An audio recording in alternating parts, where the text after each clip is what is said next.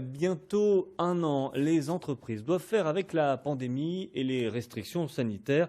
Difficile dans ces conditions de réussir véritablement à survivre. Pourtant, certaines ont profité des circonstances pour s'adapter. Illustration à Crépon dans le Calvados, où la petite fabrique de parapluies H2O a tenté de compenser la baisse de ses ventes par le développement de son site internet. Reportage de Stéphanie Lemaire et Carole Lefrançois.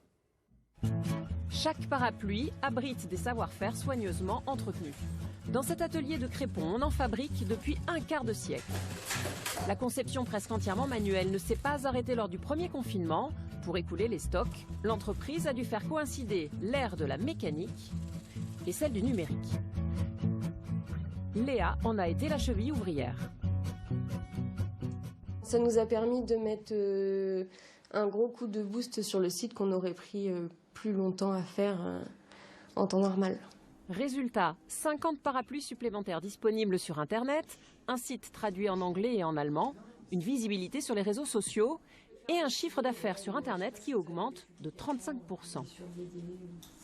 Clairement, ça a permis la survie de l'entreprise. Sans vente Internet, on ne pouvait pas vendre en boutique, donc ça a permis de maintenir les ventes.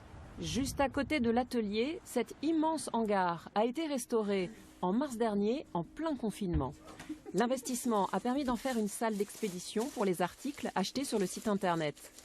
Ce choix de la part du patron est risqué, mais il estime qu'un chef d'entreprise doit être agile et s'adapter.